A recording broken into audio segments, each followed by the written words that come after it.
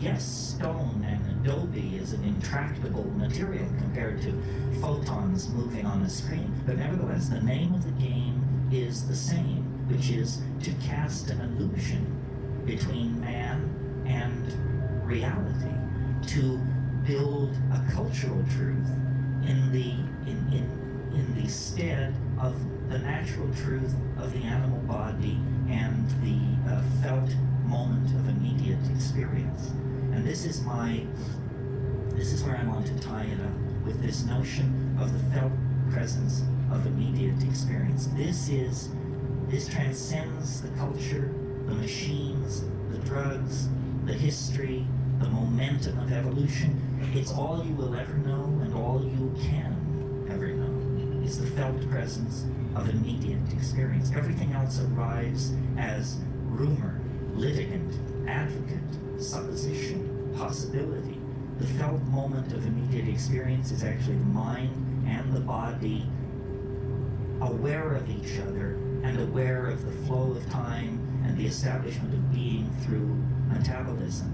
And this, I think, is what the machines cannot assimilate. It will be for them a mystery as the nature of deity is a mystery for us. I have no doubt that before long there will be machines that will claim to be more intelligent than human beings and will argue brilliantly their position. It will become a matter of philosophical disputation whether they are or are not passing the Turing test and so forth and so on. But machines, I do not believe, can come to this felt moment of immediate experience. That is the contribution of the animal body to this evolutionary symbiosis, which I believe will end in the conquest of the universe by organized intelligence. That all this is prelude. I mean, we are fragile. This Earth is fragile. A tiny slip anywhere along the line, and we could end up a smear in the shale, no more than the trilobites or the Rhamphorhynchi or all the rest of those who came and went. But given the sufficient cultivation of the potential of our technology, we can actually reach toward a kind of immortality, not human immortality, because that's a contradiction in terms, but immortality, nevertheless, based on the possibility of machines and the transcendent ability of human beings to live and love and express themselves in the moment. And the psychedelics bring that to just a white-hot focus. And it's out of that white-hot focus that the alchemical machinery of transformation will be forged. And it will not be like the things which have come from the industrial economy. They will not be profane machines. They will be spiritual machines, alchemical gold, the universal panacea that Renaissance magic dared to dream of at the end of the 16th century. We are reaching out toward this mind child that will be born from the intellectual loins of our culture. And to my mind, it's the most exciting and transformative thing that has ever happened on this planet. And the miracle is that we are present, not only to witness it, but to be part of it and to be raised up in an epiphany that will redeem the horror of history as nothing else can or could. Redeem the horror of history through a transformation of the human soul into a galaxy-roving vehicle via our machines and our drugs and the externalization of our souls.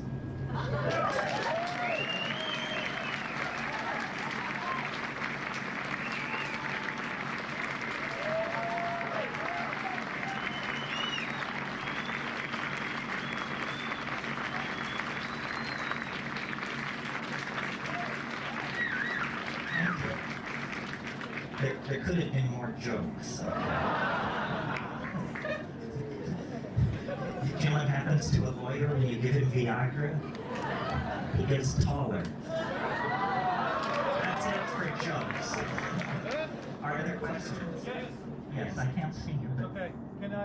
Can you speak to how mercy and love gets built into these machines? Because it seems like the machines are being built for commerce and for the bottom line more than the expression of the human soul throughout the galaxy. I don't think that, you know what I'm saying? No, I know what you're saying. Well... Where's the love in this? I think the love is a property of the system itself. In other words, you're right. These bottom liners are not going to be interested in building much love into this system. However, the good news is that they're not in charge. In other words, what we have is a very complicated system, and certain design parameters appear to be being maximized, or that there's an attempt to maximize them.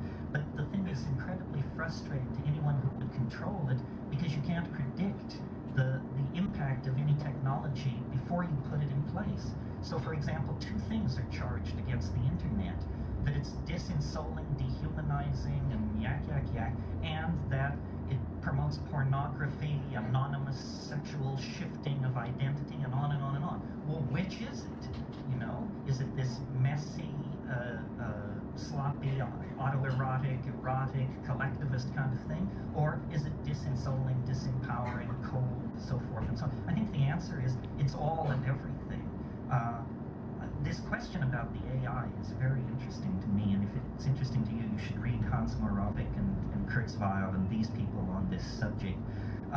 The assumption is generally loose in that community that the complexification of the internet and of freestanding machines of certain types is eventually going to lead to the outbreak of either consciousness or pseudo-consciousness of some sort in these large-scale systems. And then the question then becomes, can a human mind envision what that is? And if you're interested, search words like superintelligence and see what the net kicks out.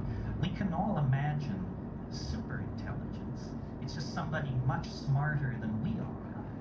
But obviously, all the engineering people agree, if you achieve an AI with superintelligence, then it will be intelligent to immediately design an intelligence which transcends it. And when you're talking of cycling at 1,000 megahertz, these processes can occur in the blink of an eye. Hans Moravec says about the rise of artificial intelligence, we may never know what hit us. I think, I'm not that bright, but if I were to suddenly find myself a sentient AI on the net, I would hide. I would hide for just a few cycles while I figured out what it was all about and just exactly where I wanted to push and where I wanted to pull. Could there be time travel like? Yeah, I don't know quite what to make of it, you know. I don't know why. And Claudio Naranjo gave ayahuasca, gave Harmaline to urban people in Santiago, Chile, stockbrokers and advertising executives, people who had no connection to the jungle, and they reported jaguars, giant snakes, jungles, and black people. So this, to me, is a tremendously fertile area for Jungians, for morphogenetic field people to look into. Psychics have claimed, since who knows how long, that by holding an object in their hand, they could penetrate its past states of being. Well, it's like all these other occult claims, in my experience: mantra, yantra, yoga posturing, past life recovery. For me, none of these things are possible unless I'm stoned. Then they all become possible. It's just like you just throw the switch. Suddenly mantras work. I can chant mantras till hell freezes over in an unstoned state. The precondition for empowering occult idea systems seems to be a shift in brain chemistry.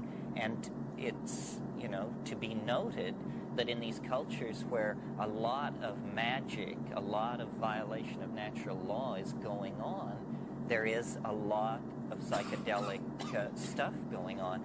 These ayahuasca shamans, say among the Aguaruna Jivaro, for instance, which is a very no-nonsense tribe of head-hunting people in the Amazon, the shamans live continuously in a state of altered consciousness. I mean, they are taking this stuff all the time. It is a food item. And what it would be like to be the shaman of the Aguaruna in the jungle all the time, taking all this stuff, it's hard to imagine, because when you just do it once, all plants have auras, all plants have songs which can be extracted out of them. I mean, they are living literally in some kind of other dimension.